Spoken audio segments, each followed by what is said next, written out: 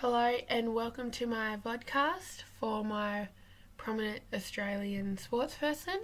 I have decided to choose Darren Lockyer, and this is for the unit Sports Management and Development. So this is what I'll be talking about today. First we'll talk about the autobiography I've chosen, then we'll talk about sports delivery systems, the influence on Lockyer, the types of sports he played, major competitions and events he participated in, his top 10 sporting achievements, sports organisations that facilitated his progression, and yeah. First, we will define sport delivery systems, and they are a range of agencies that combine, compete, and contribute to the delivery of sports for all. These agencies and the competitions and services they deliver to participants at whatever level they are able to achieve comprise the delivery systems of sport. Now we'll talk about sports for all. Sports for all is both sports equity and sports development combined, where sports equity is the fairness within sport. This allows opportunities for all participants regardless of age, sex, ability or religion, whereas sports development is creating pathways for athletes in grassroots and learning basic skills to achieving higher levels of success. Sport delivery systems are important and everyone should understand them as they allow athletes at all levels of skill to achieve their desired goal within the sports industry. Lockyer had many influences within his early days and sporting career. These influences helped in shaping his NRL career by teaching him valuable skills. So his parents, David and Sharon, were big influences on his sporting career. They were his number one supporters, always pretty much supported him through his sporting career. This is showed in the first quote pictured. His father especially was a massive influence, as David pretty much introduced him to the football scene and sports in general. And this is showed in the second quote. So the next influence is Cyril Connell. He scouted Lockyer for the Broncos, and you could tell in the book and from what Lockyer said, he was one of the greatest people in his life, in his footy career, and you could tell that Lockyer had so much respect for him. And as seen in the quote underneath Cyril, that, Lockyer just adored Cyril. Next is Wayne Bennett, the Broncos coach, while Lockyer was there. Bennett had a massive impact on Lockyer's playing career, as Bennett pretty much taught Lockyer all the skills, how to play football professionally, and pretty much shaped Lockyer into the footballer who he is today.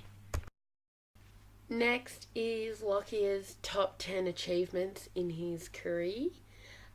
As seen there, I believe these are his top 10 achievements, as all these are the results of all the hard work, all the effort he's put in, from Roma Cities to playing for Australia. So this is Lockyer's Sports for All matrix, and it just shows how he progressed from grassroots to elite, and pretty much he achieved his goal of playing for Australia.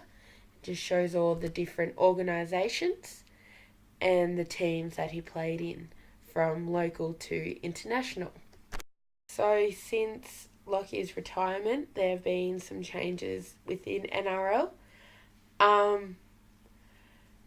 First, the ARL Commission began in 2012.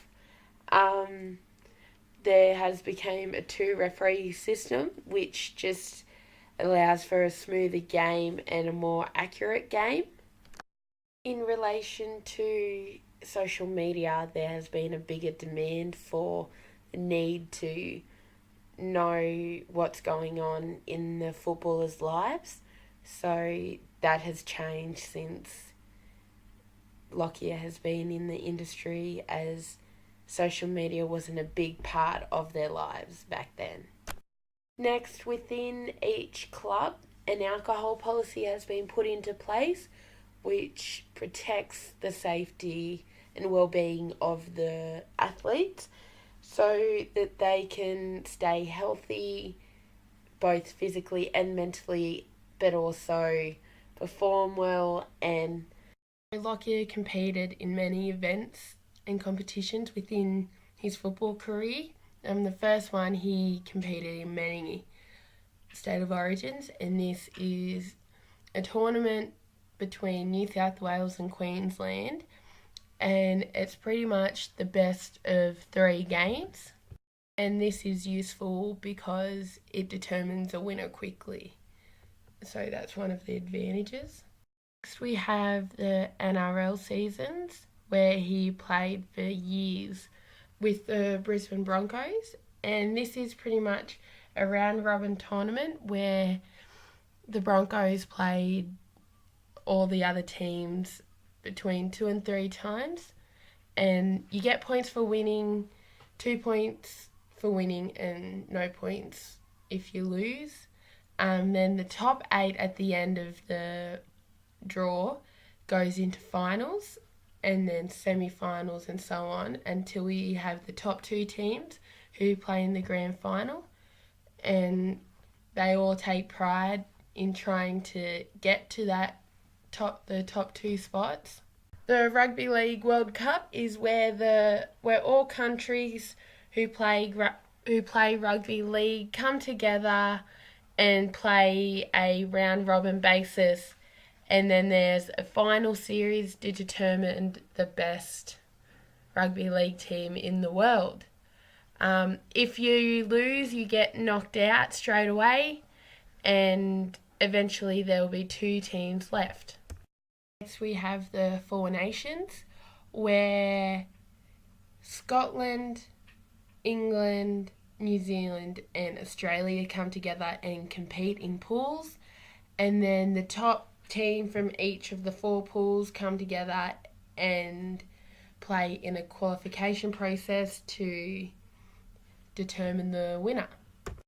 So I fully believe Kosh and Lockyer have a sound understanding of sport delivery systems within the autobiography, as Kosh would have done his own in-depth research to Lockyer's life and the understanding of sports delivery systems, and Lockyer would have his own experience from the game of rugby league. Thank you very much, and my reference page will be next.